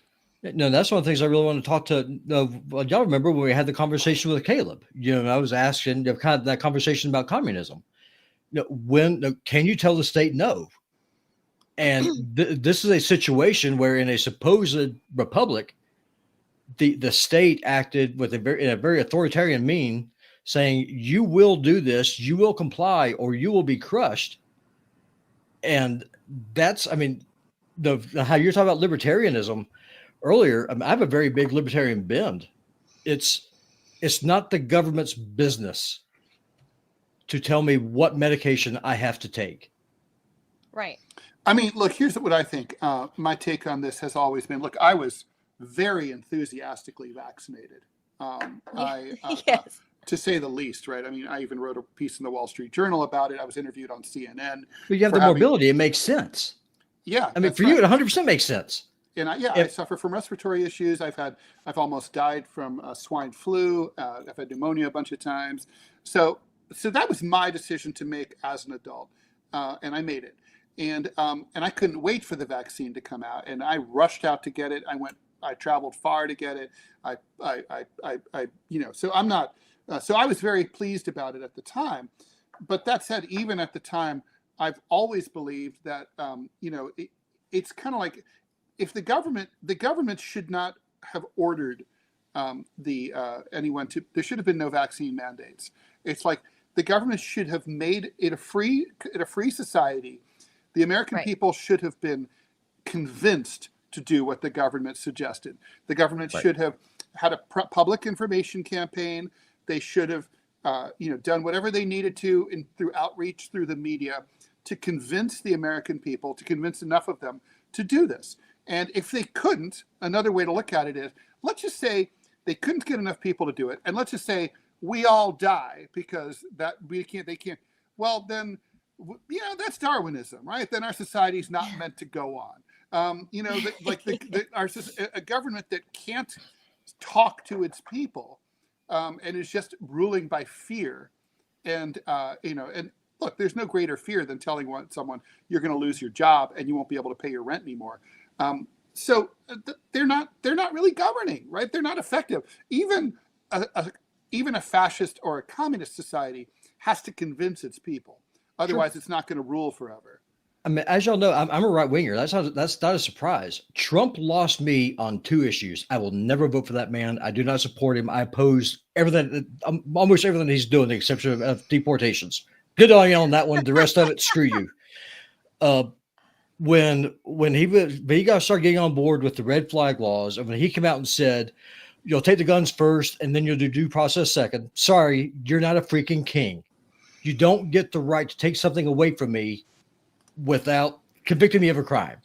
Number two, you don't have the right to destroy me economically because you mandate from on high, you will do this. And it's not a threat, it's not fear.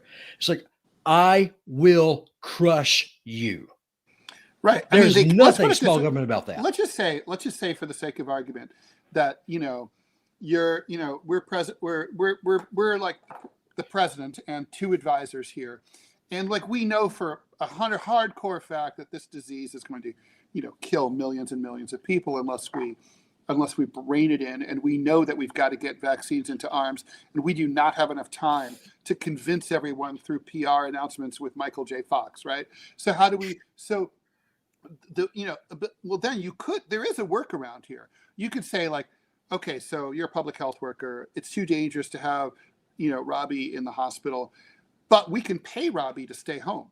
We can pay Robbie to say, you know what, we like you, and when this is all over, you can go back to work, but we're going to pay you. We're going to furlough you to stay home. This is, by the way, what France did with private restaurants and everything. When France closed down their private sector and went into lockdown, they paid all the restaurateurs to stay. They said, stay closed. They show us that we know how much you made last year from your taxes. We'll send you a check. They continued to pay all the waiters, all the chefs, all the owners, the same as they earned the year before.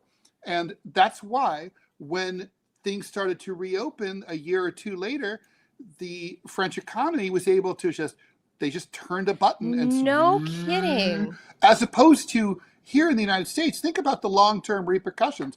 I mean, you know how many restaurants around downtown today, Ted, are still shuttered right now in downtown DC? Just dead. Look at the air traffic controllers. There's still a bunch of them were laid off. Think about all the pilots who were laid off during COVID because there were so few flights. For the vaccine fight. Those pilots should have been paid to stay home and just be like, don't worry, we got you.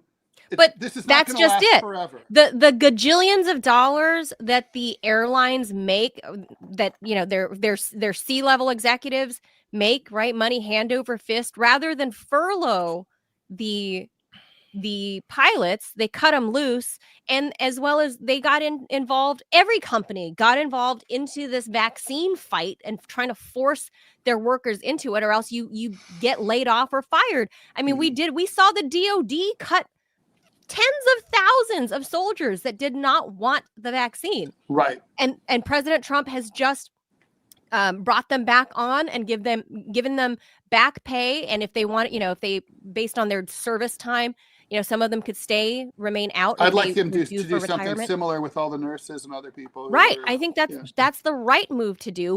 Whereas if you look around, when I go home to Los Angeles, there are so many restaurants that I loved eating at, small mom and pop places in downtown, that did not survive. Other places in my hometown of Whittier, they're gone forever. Places that I grew up eating at we're talking family businesses that have been there since mid-century, like the 1960s. And by the way, Whittier is where The Wonder Years was filmed. Yeah. So let me tell you a look secret. At the streets, that's Whittier. Those are all gone now. The little mom and pop diners here where I live. Guess how many of them shut down during the lockdown? 0.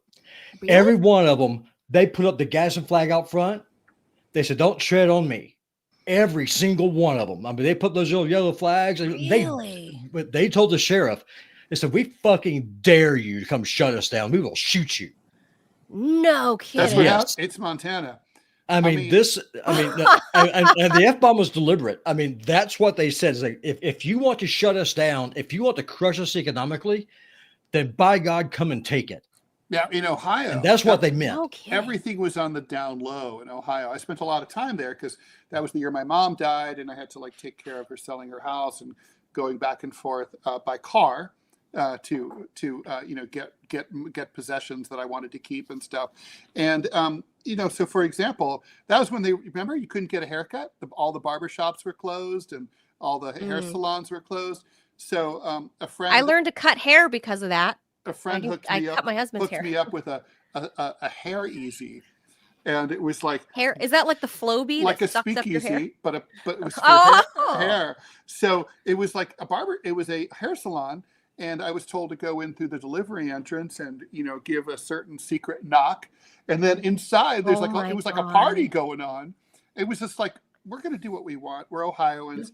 We will make you, unlike Montana. Montana will tell the sheriff, we're not listening to you. We're armed to the teeth. In Ohio, it's like, we'll sneak around. And we'll just do what we want. And pretend to be adhering to the Don't law. even talk about Californians, because you all saw how California responded. There was a diner easy too that I went to where all the doors were closed and locked, but if you were in the know, everything, everyone's eating, no masks. Wow. Well, let's not forget, guys, Europe, especially in France, Emmanuel Macron was trying to start the whole the vaccine passport thing. We were trying to do the vaccine. I went to France during that period. Did you? I went in, and it's like, by the way, also the French are like rascals too. I had I had to bring my CDC card, and they were saying like, oh, you go to you can get your French passport, your vaccine passport, because I had the vaxes, using your CDC card. You have to just go to a pharmacy. You go to the pharmacy. Of course, French technology sucks. It didn't work. So all the pharmacies are like, whatever, we'll just give it to you. So they put in a bunch of BS numbers like 00001. And it's like, done. And so like yeah. I mean, right, because it was an app. It's all bullshit. Yeah, there was a whole dog and pony show, and that's what pissed me off, because at the root of it, we saw the greatest transfer of wealth in generations, not one generation, generations, right? And we saw the ultra rich, the Elons, the Jeff Bezoses, all of them, they became 20% wealthier, while the rest of us got like 30% less wealthy. So somewhere there's money that's disappeared, and the money that was found went to all the uber rich people. It went to all the mega corporations, the Walmarts, the Targets, or whatever. Meanwhile, the little mom and pop business, and that's something I'm passionate about, because my mom was a small business owner right before she retired from a brain injury. But I grew up in a family with a small business, and my dad was a civil servant, SEIU member. So all of this stuff hits close to home for me, and seeing all these mom and pop businesses go out of business. Meanwhile, Walmart is considered essential, but the very, very few mom and pop, like general stores, liquor stores were considered essential. And then people got drinking problems. People developed drinking problems. I agreed with that, but yeah. People developed drinking problems. It was just bad for everybody all around. I cannot, for the life of me, guys, and maybe you guys can point something out that I'm missing, but I can't find one piece of government, federal guidance anywhere that I agree with or think was good for humanity or society or America or for business. Come on, Manila. I can't think of one thing. It was so good for the way that the schools went and treated the kids. Oh, yes. That worked out great. Sarcasm. It was great for my son, who, was learning to speak at the time, learning to speak in a world where he was locked in the house with grandma and mom and dad. And if we ever went outside, everybody's mouths were covered from here up. So he didn't know what human mouths moved like when they talk. Super important thing when you learn how to talk. So important for children to, like, he just had no exposure to that. And then and it kept going. And then it come time for him that he could have started preschool, like the early preschool, right? There's one thing that didn't happen. Look, I didn't do that because they were forcing masks on 3-year-olds, Ted. There's two things. If you're above 2. Two things the government did that I agree with.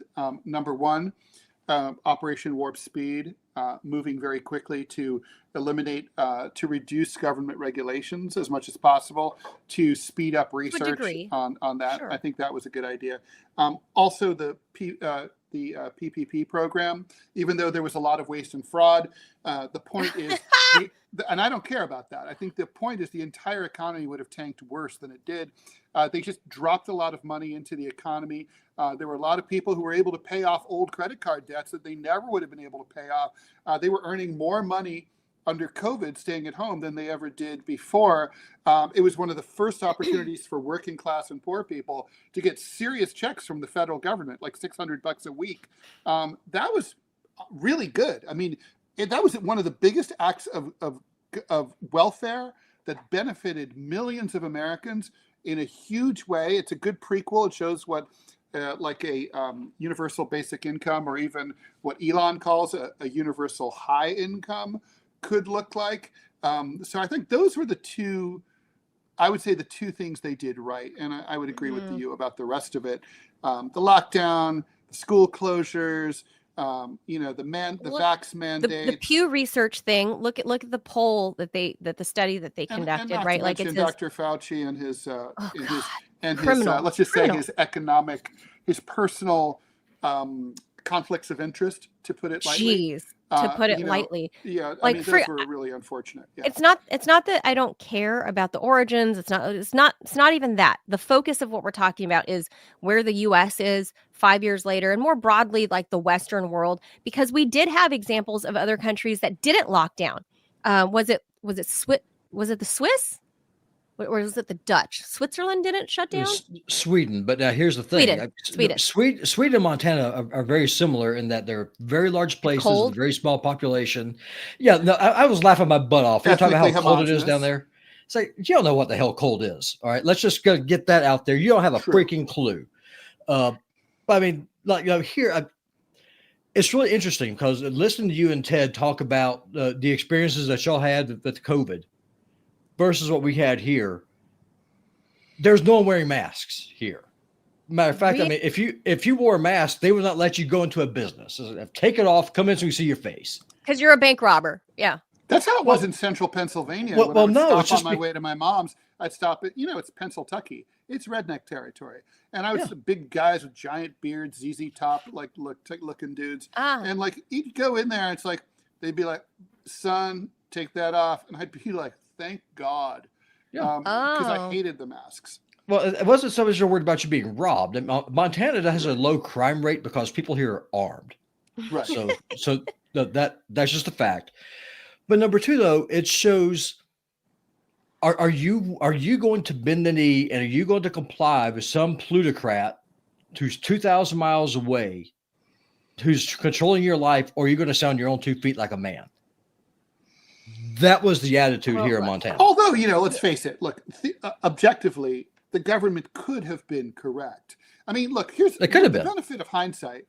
Here's what they got wrong, in my opinion. They failed to understand that things that are bad will not always remain bad. Everything changes, and one of the things that we knew from all virus and previous pandemics, right, is that there's a general tendency towards reduced virulence and more contagiousness, right? Basically, as a virus mutates, it becomes more widespread, easier to contract, and less serious and less severe, because there's a tendency to kill off the weakest people first. And then they all end up in those mass graves here in New York at Hart Island and stuff like that. But then as time passes, they had to know this is not going to be forever. And what we should have done is protected the most vulnerable in our population, the elderly, those with respiratory issues, and so on. They saw those numbers, let everyone else live normally within a few months. Roll more like Florida did. And South Dakota or North Dakota? Wherever Christy knows. Of course, it's also easier to have more of an outdoor lifestyle in Florida than it is in New York. But that's something that you mentioned. Newsom, he got really wrong. California, huge. You could have outdoor dining everywhere. Right? Yes, all year round. It could have been like that permanently all year round. You could allow people on the beach to exercise all year round. Right. But here's the thing, though. It wasn't about health. It was all about control. Correct. It was about how much control can we exercise over this population of people? How can we control them? The entire thing was a thought experiment, in my opinion. Can I prove it? No, but I think that speaks for itself. And I'm gonna point something out here. If COVID was such a big thing, and most likely it did come from a lab, why does our government to this day still support gain of function research? Why are we still building biolabs? Why are we still playing God, going around making germs, making viruses, seeing what the hell did they do? That is a good question. I mean, as destructive as nuclear war is, let's be honest, biological war is so much worse. And Oh, most God. people are completely asleep to it, and our government is No, I neck agree deep with that. into it. And look, in terms of the Robbie, for me, in terms of the control aspect of this, like when you're a hammer, everything looks like a nail. Sure. What has happened for a long time? We've come a long way from FDR and his fireside chats, or JFK sitting down with the American people on TV and saying, "Look, we know the Russians have missiles in Cuba because here's our satellite photos of them, and we didn't want to reveal this, but we want you to know the truth. So when we yell at the Russians, you'll know why we're yelling at them." This was like, we don't. The leaders don't feel like they need to try to convince us of anything or explain anything to us. They'll brazenly lie, like when we were lied to about the masks in the early days of the pandemic. Oh, you don't need masks.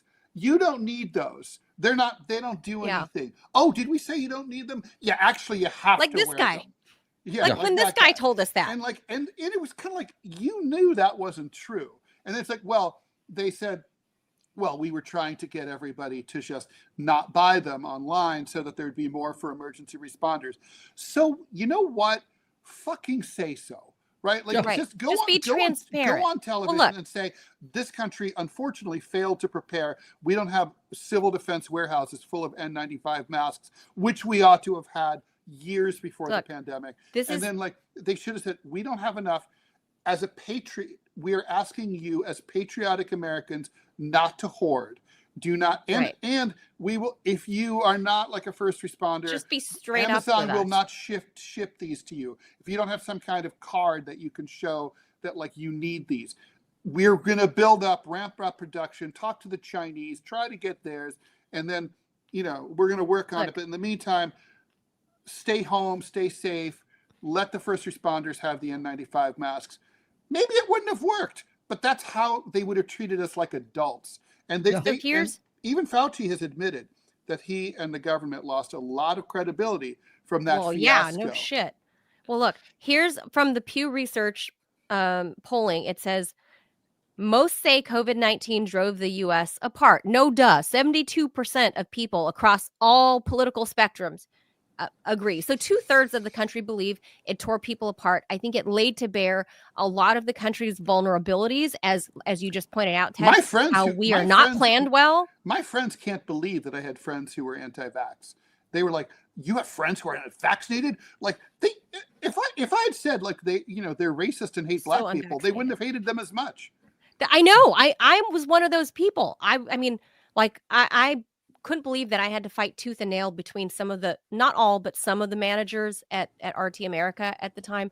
I mean, it got really ugly to the point that I was ready to walk out like 20 minutes before I was due on air. I'm not going to cut off a friend because they don't believe in the vaccine. Sorry. Well, there's people that did that to me, but I and because I openly admitted it on air, it was like a huge gasp. Right. And people literally didn't want to be near me at the time. Like I was a leper. I was a walking leper that was on TV.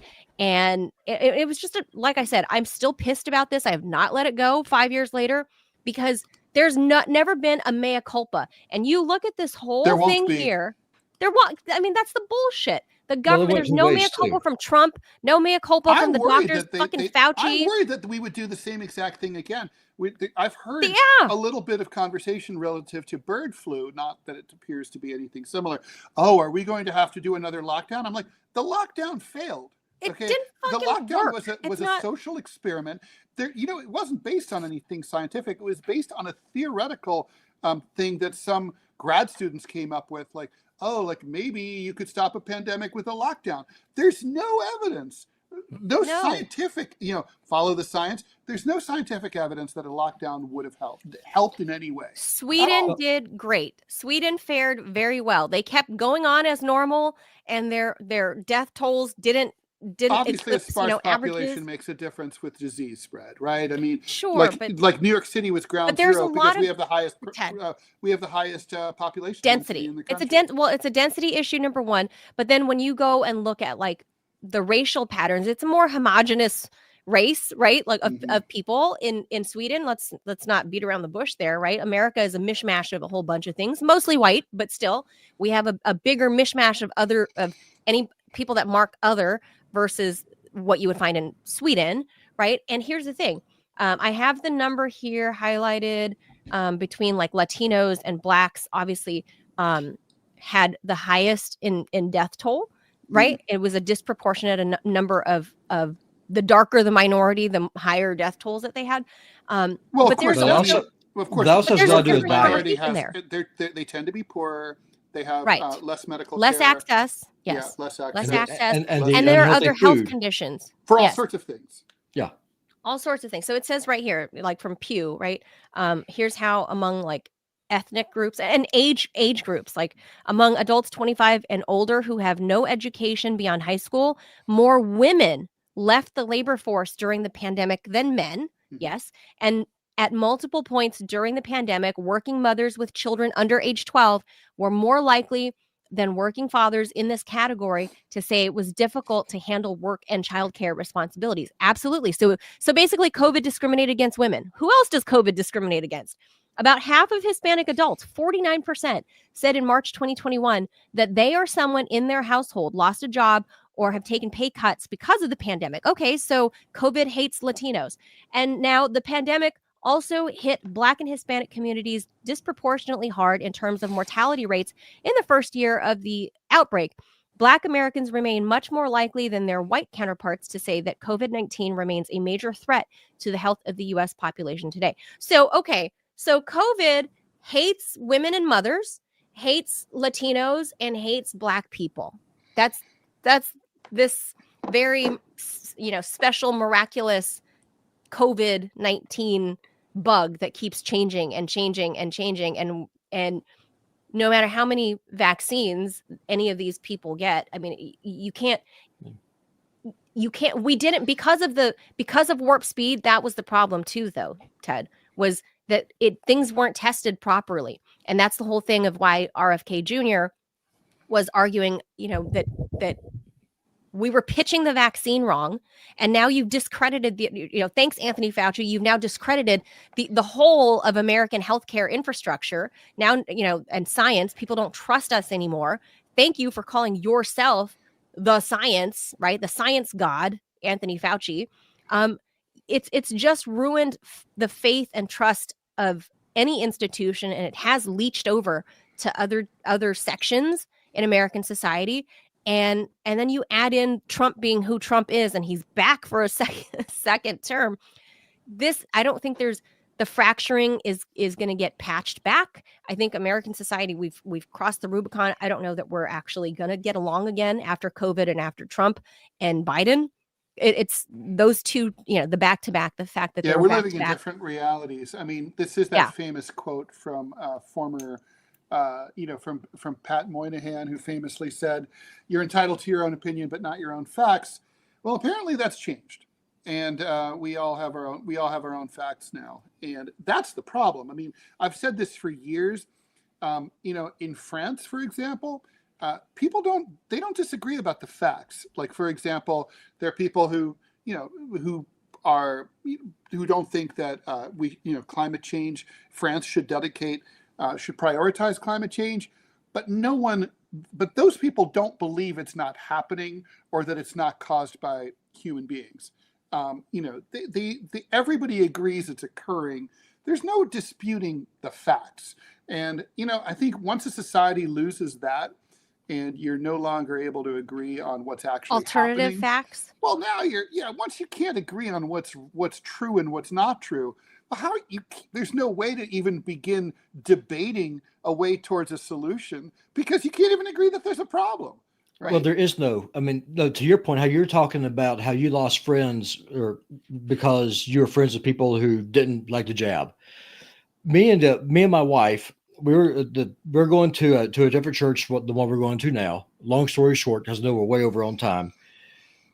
They made it almost like gospel doctrine that the COVID that COVID was a complete scam. It was a psyop. Now, keep in mind, I work in a freaking hospital. Okay, I'm seeing what's actually happened. I know what's going on. because I disagreed. Said no. I mean, is this thing the Black Death the way that the media is portraying it? No, it's not. But to come out and say that it's not real is not It correct killed either. 1 out of every 300 Americans, so it was real. Oh, very much so. Well, yeah. I mean, they kicked us out of the church over it. It killed Scott's father-in-law. Yeah, they kicked us out of the church. So I mean, it go. Yeah, I had family members. The political. I know it's real. I almost died. So the divide in the American people and the American populace is it's so broad. There's so much distrust, and not just distrust, just anger, and sometimes even hatred on both sides, on both poles. I don't know how we recover. It's the I'm saying we don't. It's the contempt. I mean, we don't know what the future holds. I hope that we can end up with a unifying force. Face of contempt right here. There's contempt. There's a lot of, but the thing is, it's like the way I hear my liberal Democratic friends talk about Trump supporters, like, those people, like, and it goes the other way, true, like, this fucking woke Democrats, like, that's bad. I was called a communist yesterday, Ted, which is to me is hilarious. Congratulations.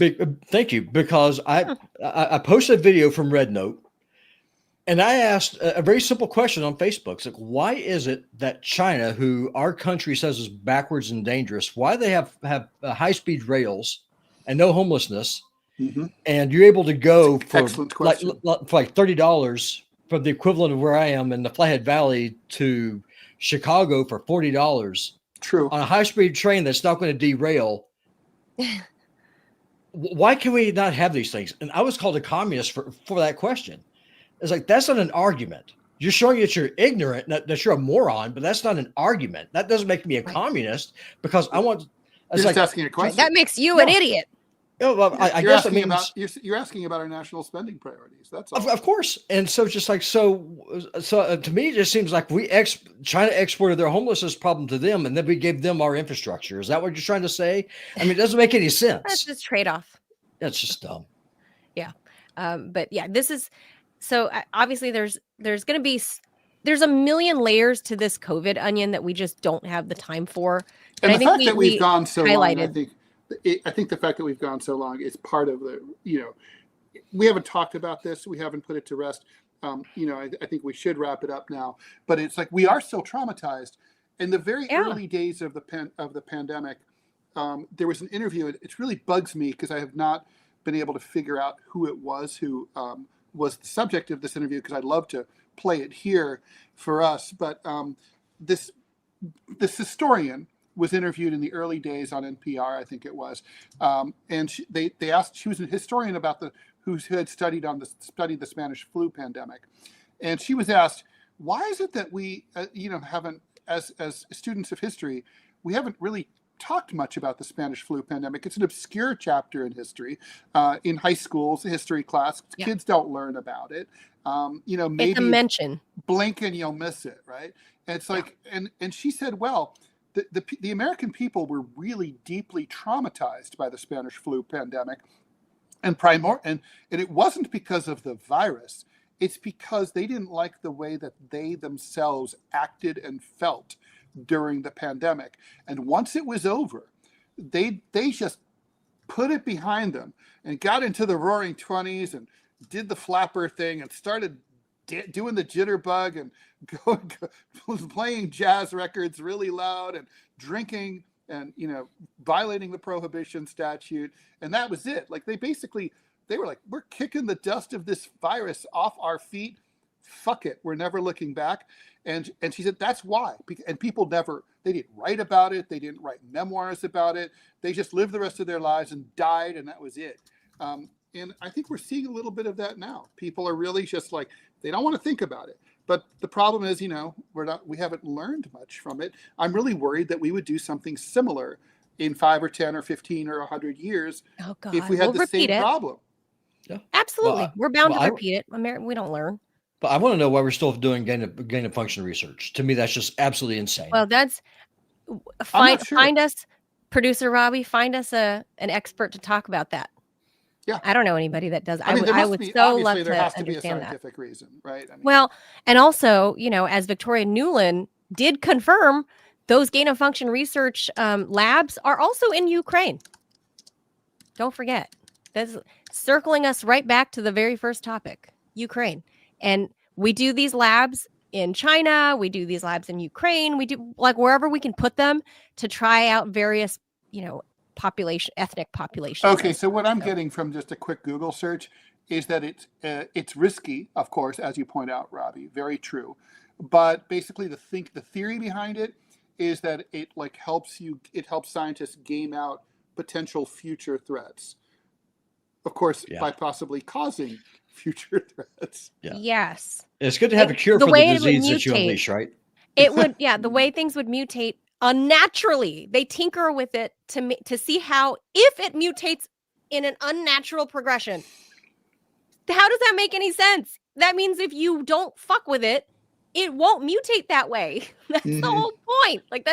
It won't mutate that way naturally on its own. So I'll say this. I'll go into the back. Well, one of the things I'm really worried about is that some scientists will get the idea, because of the Black Death, they buried a lot of people in city walls of the cities, like in Milan and Venice and stuff. Yeah, and Paris. So what I worry about, someone going in, getting DNA from these plague victims because it's still there, and then trying to replicate the Black Death, because that was the most destructive plague in world history. Well, I thought it was and these rats, people are sick enough to do it. Well, rats is how that was transmitted. Fleas on the rats. But it wasn't the actual bacterium. Because to this day, we have theories about what it was, but no one really knows what was the Black Death. I thought the antibiotics now can. Yeah, I thought the plague virus was people still get bubonic plague sometimes. Yeah, they do. Someone in America just got it recently. It comes from Kazakhstan. Yeah. From Lake Issyk is where there's where I think it comes from a lot. But I'm gonna go away now because I keep just opening up new cans. Okay. Yeah. Bye. Thanks, Robbie. Okay, so I have our email up there, TMI Show question@yahoo.com. Love to hear from you. We would love to, whatever it is, comments, questions, a topic we want to do. We can just open this up, Ted, to broadly on Fridays to do like a broad, Friday we'll have an open mailbag. We'll have an open mic mailbag day. So mailbag day. Send your question. You can just type it if you're lazy, or you can record it as an audio and send it as an audio clip, and we'll play it on the air. Yeah, I loved that. And because it's radio, so it sounds better when you can hear something. And then Manila and I will talk about it. Maybe we'll bring in Friday a guest mailbag. if we have enough advanced time. Yeah, Friday the mailbag. Sooner the better. So just email us, TMI Show question singular @yahoo.com. All right, that's going to do it for us because we're super way over. But I think to your point, Ted, there hasn't been enough conversation about COVID even still to this day. Even just the psychological PTSD. implications. Yeah, the PTSD that we as a country have suffered. And there's so many facets to this whole conversation. The onion has only just begun to be peeled back. I mean, there's not so conspiracy theories. There's like the health impacts, societal impacts, financial impacts. Every facet of everybody's lives was touched in one way or another. To what degree is going to vary depending on wealth, your personal wealth status and education. The divides are clear, and no one has talked about it in the mainstream in the way it deserves to be discussed, Ted. And none of these medical experts, I'm still looking at Fauci's face here, where I'm just like, what a glib fucking bastard. That's all I can say. It's just what a glib fucking asshole that you can say you are the science. You're the alpha and the omega, right? That's it. How fucking glib. I just hate when people have no humility, and that he was one of them. So, all right, that does it for us. Let's go back to thinking about that funny SNL skit, because we opened with a funny. That. It was very good, right? It was really good for sure. Because you kind of you get your 5 to 14 day break from the world. You get your staycation. Those are my favorite. So, go watch that SNL thing again. It'll make you laugh because it's so true. As a mom, oh wow, I got a few days. Oh, I tested positive. That's awesome. So good. All right, guys, we'll see you back here tomorrow. Tomorrow's Wednesday. We have a guest. We're expecting Andrei Telezhenko to join us. He's the Ukrainian diplomat, ex-diplomat whistleblower, who tried to blow the whistle on this whole, Ukraine plan back in 20. I think when he first blew the whistle, it was like 2018, 19 when Zelensky first came to power, about, hey, something shady's going on here, and Joe Biden's threatening to fire my boss. What's happening? Because he's not Ukrainian. What? Because his boss was the Ukrainian attorney general. I forget his name. Viktor Shokin. That was his boss. And he tried to blow the whistle. Fast forward all these years later, here we are, Ted, at the precipice of peace, potentially. Maybe, I don't know. I don't know. We're a worry people. We love war. So we'll see. We'll see you guys back here tomorrow. Thank you for tuning in. Make sure you guys hit that like and subscribe button. That'll do it. Hasta mañana, amigos. We'll see you tomorrow. Okay. Thanks, Ted. Bye. Bye. Bye, y'all. Bye.